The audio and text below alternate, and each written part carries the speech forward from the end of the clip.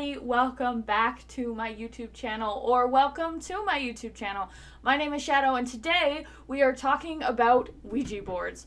Now, it is very widely contested whether Ouija boards actually work, whether they actually do something, if they're dangerous, and whether or not you should be using them.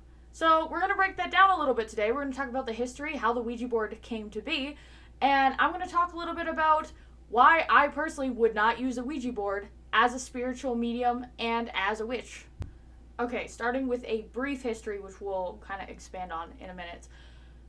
The Ouija board itself got its general shape and form and basic working invention in 1886, but it didn't see production until 1890 as a game. And I'm very salty about how the Ouija board came to be, and it's one of the reasons I believe it's not the best tool, but I'll get into that again later in the video. But the Ouija board went into mass production not because it was a useful tool and not because there was a spirituality movement that saw it as something useful. I mean, partially so. But the main reason that it went into production is because a somewhat wealthy man saw the opportunity to capitalize on the rise of spirituality and spiritualism within the United States and started marketing it as a game. Because, it wouldn't be America without a little bit of capitalism. So the Ouija board, as I said, United States, but was actually created in Chesterfield, Maryland, and then later named 4 years later in 1890 in Baltimore, Maryland, when it went into mass production. There's a lot of discrepancy and speculation about how the name came to be. Some people speculate that the name was because they had been using it and that was the name that came out of it. It said that it was a Ouija board. And there's also a lot of discussion of how you pronounce it. The most common pronunciation is Ouija, but Ouija is another one that is commonly used. And as I said, it's also referred to as a spirit board or a talking board, depending on the culture and the location. When it was first created, it was referred to as a speaking board, and then it was later popularized as the Ouija board. And like I said, the origins of that name is widely disputed, and there isn't really a concrete paper trail that leads back to how and why they came up with this name. So if you could not tell already, there's a lot of mystery revolving around the Ouija board, especially around its creation and its uses. And I mean, like I said, it was originally invented in 1886, but there is no credits ever been given to somebody for the initial invention of the Ouija board. And if you can find documents saying otherwise, please leave it in the comments, because I was unable to find anything other than the statement that it was created in 1886. There was no creditor available. And the game didn't start being manufactured until 4 years later in 1890 by Charles Kenner and Elijah Bond. Elijah Bond was an undertaker, and Charles Kenner was the shady businessman that saw the opportunity to capitalize on spiritualism and took it in creating this. However, he only held on to it for a year, and then in 1891, he sold the rights to the Ouija board to a gentleman named William Fuld, and then William ended up recording a patent on it. And there were a lot of disputes about the Ouija board moving forward from there up until 1920, when it was finally settled, because William had a brother named Isaac, and Isaac was starting to produce his own Ouija boards without the legal right to do so. Another mystery that has individuals kind of, that's a little weird thinking about it, is that William Fuld only survived until 1927. He died just 6 years after having won and settled all the issues with his brother Isaac regarding the production and rights to the Ouija board.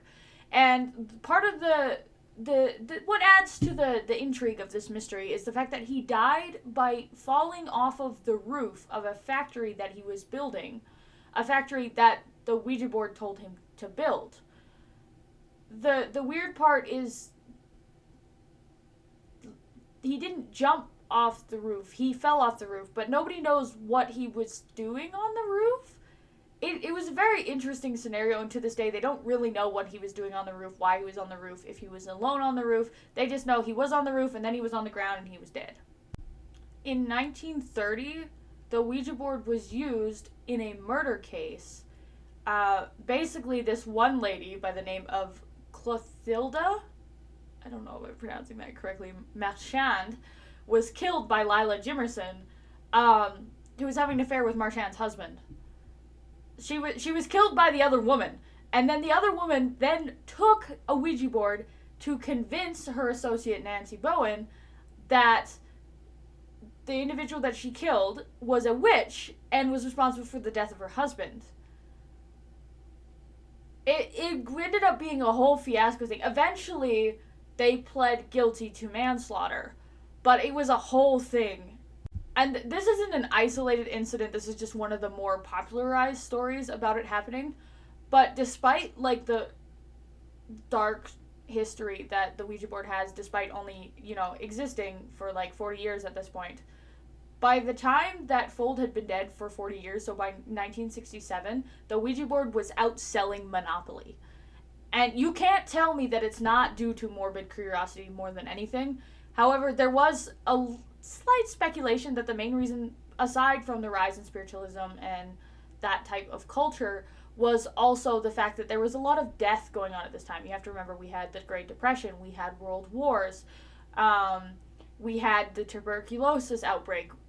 There was a lot of death going on, so it kind of makes sense that people were wanting to try and connect with their loved ones, if possible, once they were gone, because they were gone too soon in most cases. Now, despite the dark history of the Ouija board and all the scary stories that kind of went with it and whatnot, people's perspective on the Ouija board was fairly positive up until 1973. And if you're a horror buff like me, you know that in 1973, the original Exorcist movie came out. And if you've seen the movie, I'll insert a clip here.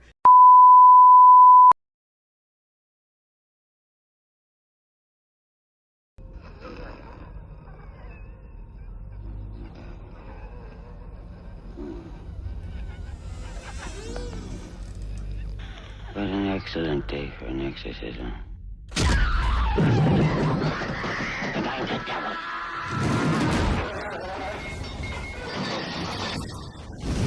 You know what you did? The power of Christ compels you! It's me! But this drastically changed America's view of the Ouija board for the worse. And the timing did not make it better, because if you're familiar with serial killers, which, again, if you follow me, you probably are, this was at a time where America was still recovering from things like the Manson cult murders and the Zodiac and the Alphabet Killer. All of this was still fresh in their minds when this happened. And the fact that The Exorcist was supposedly based on a true story, there's a lot of vague details, and it's speculation whether it truly is a true story. But that factor alone did not help and further popularize the belief that the Ouija board was a bad thing. Prior to this film, in 1966, the Church of Satan was formed, and this is around the time where the belief that there were a bunch of evil witches running the world and that they were out to get you was going on. So there was a lot of fear of the unknown, a lot of fear of the supernatural during this time period. And this movie really did not help, especially since it changed people's perspective of the Ouija board. Not just from a positive thing to a negative thing, but it went from being a tool of communication to a tool of possession.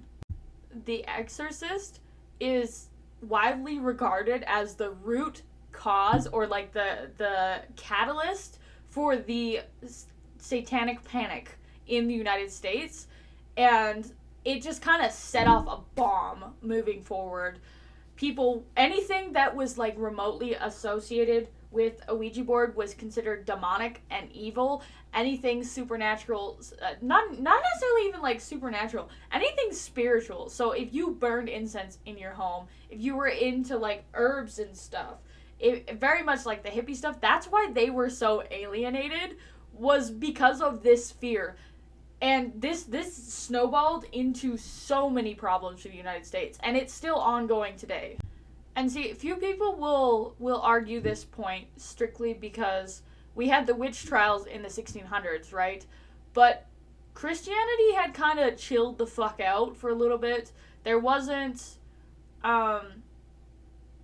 there wasn't so much fear mongering going on. They had chilled, and until the 60s, when events like the increased rise in serial killers, the Manson cult, the creation of the Satanic Church, the introduction of the Satanic Bible, things like this kind of set them off.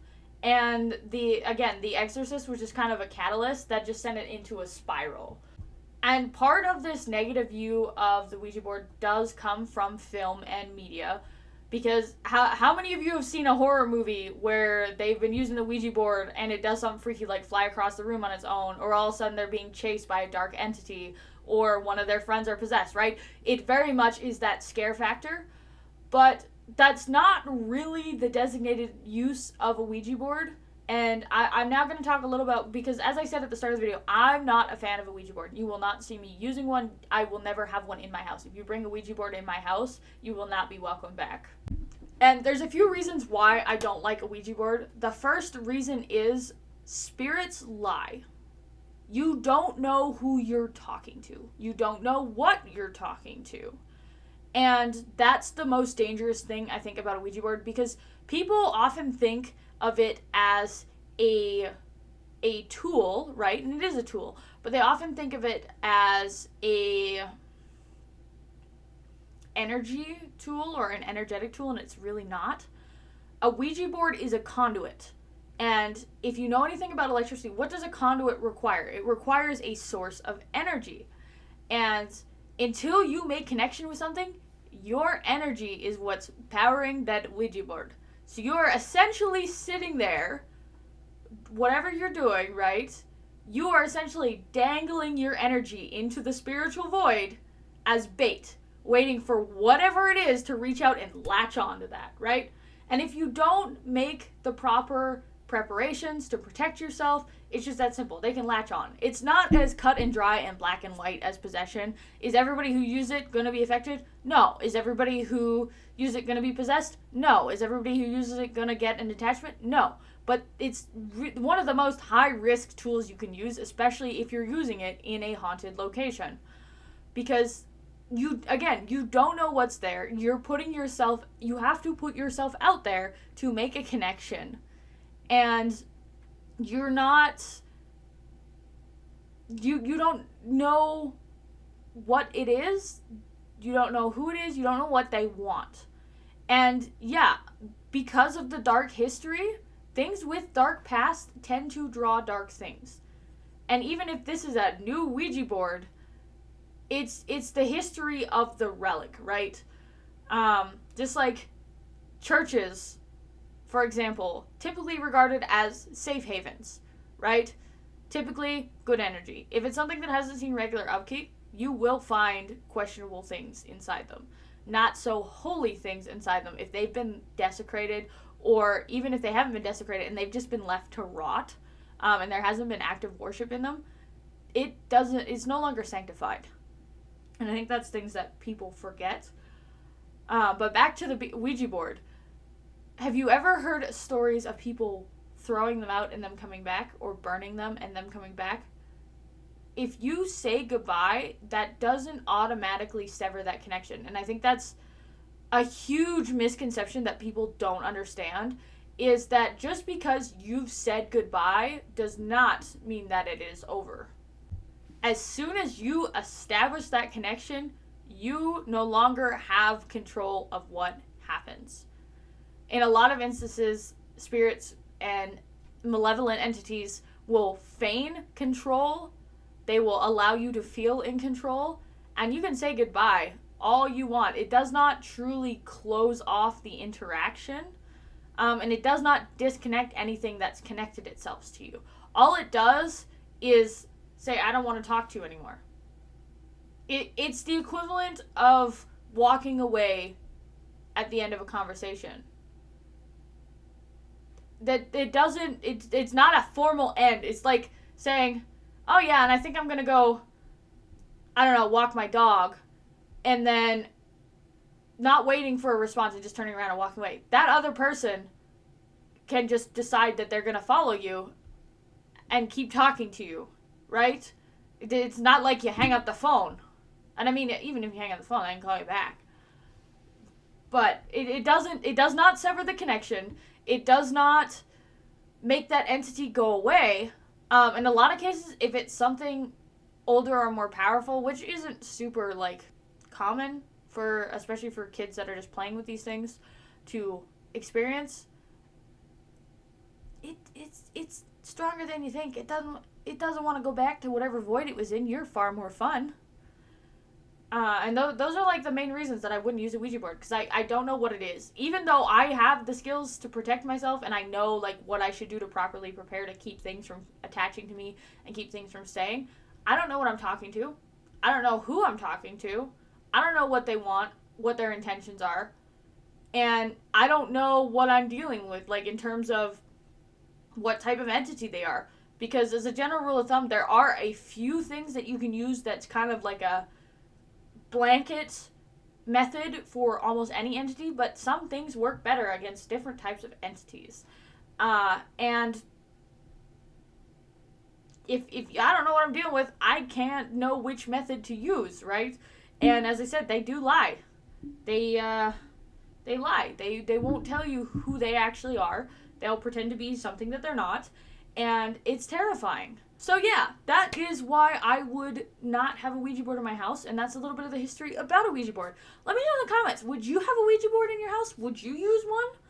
Let me know. I hope you guys have an amazing rest of your day, and I will see you in the next video. Bye-bye.